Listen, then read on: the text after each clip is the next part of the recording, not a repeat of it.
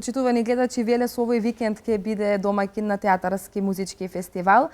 Местото на случување ќе биде театарот Јордан Хаџи Константиновчинот. За сите оние настани, односно сето она што ќе се случува викендот во Велес, ќе разговараме со нашиот денешен гостин Саша Димовски. Добро утро и добре дојдовте во нашата емисија. Така, како се чувствувате? Одлично, прекрасно ви студио, атмосферата уште е хубава. Така, баш ми е мило. Сакам да ми кажете што се она ќе се случува нели овој викенд во Велес?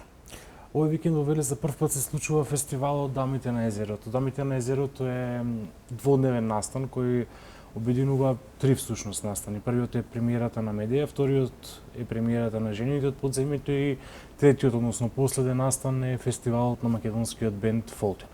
Овој фестивал за прв пат се одржува во градот и е дел од проектот на Европска унија за прекогранична соработка, поддржан исто така од страна на Министерството за култура на Република Македонија, како и од Министерството за локална самоуправа на Република Македонија.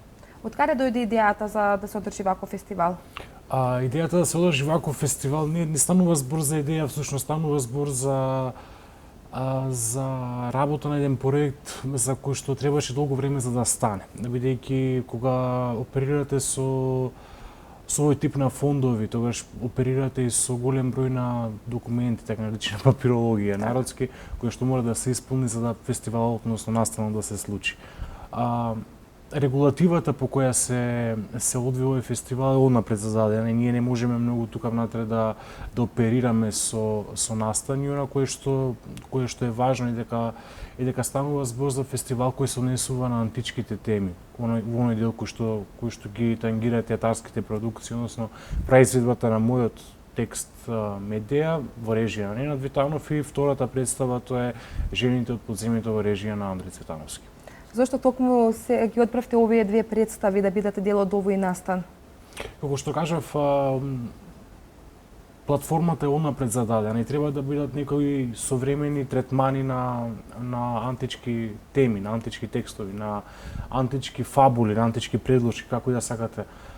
Мене Медеја ми беше готова уште поодамна. Таа е дел од мојата предпоследна книга Собрани драми ние другите во издание на култура и некако се чинеше најпогоден момент да стане во форма на театарска представа и да биде прикажана пред гледачите. Додека представата на Андреј со еден колаж од едни од најмаркантните женски ликови во античката грчка митологија кои се малку изместени во нивните основни зададености и ставени како такви во театарска представа. Така, ќе може ли да им кажеме накратко на гледачите да ги запознаеме со содржината, зашто точно станува збор во овие две представи? Така, јас би зборувал малку повеќе за Медеја отколку за дамите, така, за Жените од подземјето, бидејќи ми е нели поблиска природно. Во Медеја искористена она античка фабула, која на сите општо позната, нели, жена, мајка која за одмазда на изневерувањето кон својот супруг ги убива сопствените деца.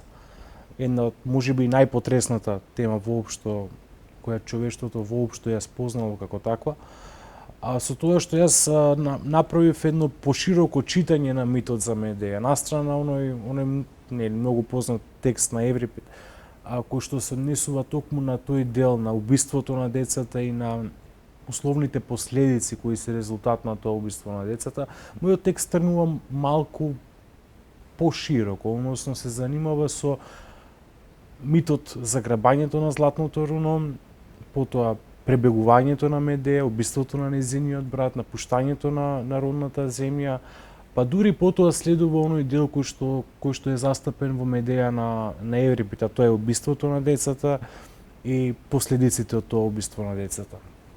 За наша голема среќа, како носечка улога имаме една исклучителна актерка Габриела Петрушевска, наша драга гостинка од Битолскиот народен театар, која ја толкува насловната ролја, додека ролјата на јас сум повторно имаме гостин од Битола, тоа е Огнен Дранговски. Останатиот дел горе-долу се актери од нашиот ансамбл и се надевам дека публиката ќе најде нешто ново во оваа представа. Начинот на кој што е поставена, истата е типично постмодерен, односно со елементи на фрагментарна драматургија, користење елементи на фрагментарна драматургија наспроти линеарноста на фабулата и на тоа како течи, што значи драмскиот текст. А од друга страна и таа лиричност која што е мощно карактеристична за античкиот верс. А што е она вие најчесто што го користите во пишувањето? Некако последнава година ми се случија силни женски ликови, од кои нели првиот беше Федра, кој што имаше премиера во рамки на фестивалот, што би сега е Медеја. Некако ми се случува редефинирање на некои антички вредности, што сметам дека за секој автор е исклучително важно, бидејќи основата на секое авторство почива на таа античка плоча, се црпи од таа античка плоча. Знаете, антиката како некој почеток на мислата на авторството е од исклучително големо значење и важност за секој автор, бидејќи таму лежат основите на сето она кое подоцна се создава како книжевност, но и како уметност генерално. Мене ми се случуваат такви силни женски ликови, односно да искористам еден груб збор, да ги препишам, односно да ги напишам во свој манир она што значат за мене, а автоматски со тоа што значат тие ликови денес. Во колкава мера ние денеска се среќаваме со Федри и со Медеи. Иако чедоморството како еден грозен чин се чини дека не постои, дека тоа се работи кои ги гледаме во црни хроники и од кои ставаме некаква дистанца, ние мораме да бидеме свесни за присуството на таквите ликови во нашето секојдневие, во нашето општество, за такви психолошки профили кои свесно, намерно посегаат по животите на сопствените деца само заради сериозни лични проблеми. Медеја во голема мера и го преиспитува трагизмот како манир, наследен од антиката и негува низ времето во овој 21 век. И сметам дека почнуваме да пишуваме генерално како автори, генерално кога мислам како автори, не мислам само на луѓе што се занимаваме со пишување книжевност, туку мислам за сите видови уметност, дека почнуваме да живееме на епоха на посттрагизам, кога ја надминуваме линијата на трагедијата како книжевен жанр, односно како израз, и ја заменуваме со естетиката на ужасното. Во таа проста замена на именки, кога се занимавате со екстремот на трагизмот, односно со ужасот, представата, односно секоја уметност на крајот од краиштата многу побрзо допира до публиката и многу посилно значи. Тоа се како големи клинови кои имаат екстремна длабочина во ударот. Така. Споменавте дека најчесто пишувате за женските ликови. Да. Дали можеби женските ликови ги одбирате бидејќи жената ја карактеризира убавината, значи храброста, силината? Дали најчесто особеноста пишувате за незината особеност, така? Тоа ве фасцинира на некој начин? Мислам дека секој човечко битие го фасцинира. Самата биолошка зададеност на жената да раѓа е фасцинација само по себе. Се што излегува понатаму од тоа се модулации на тема фасцинација. Така. Исто така вие доживеавте и голем успех со романот Алма Маер. Така. Истоимената представа исто така ја разбранува и јавноста. Како е да се работи на еден ваков проект? Алма пред недела дена така нешто направивме еден мал јубилеј, една година од постоењето на Алма Малер, и јас бев многу среќен и се уште сум многу среќен на начинот на кој проектот живее. Почнувајќи од театарската представа која е дел од репертоарот на Македонскиот народен театар со Милица Стојанова и Звезда Ангеловска во насловната улога, па се до појавувањето на романот меѓу читателската јавност.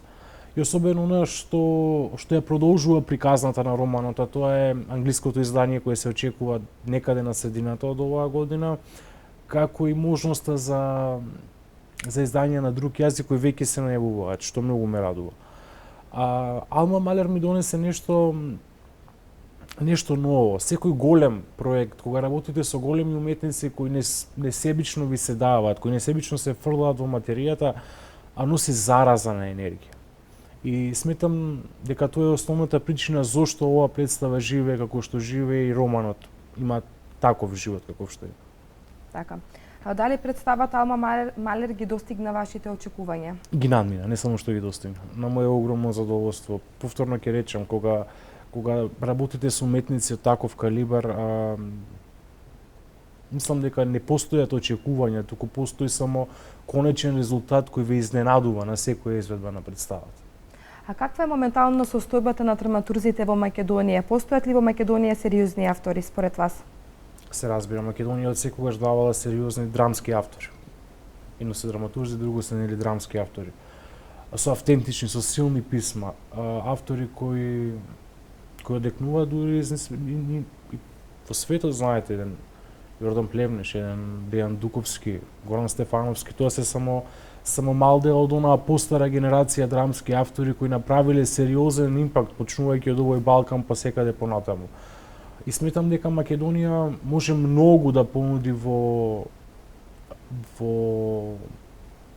иновативноста во драмското писмо, во приказните кои ги нуди, од кои понатаму настануваат театарските представи. И сметам дека можеме да бидеме сериозен конкурент на овој Балкан со продукцијата на драмски текстови, а со самото тоа и со продукцијата на театарски представи.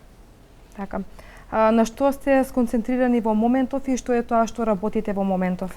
Така, во моментов до сабота сум сконцентриран на премиерата на Медеја, откако ќе помине Медеја, почнам да работам еден проект во Охрид, а потоа работам еден проект во Македонската опера и балет, но за тоа се надевам дека ќе има следни прилики за да зборувам.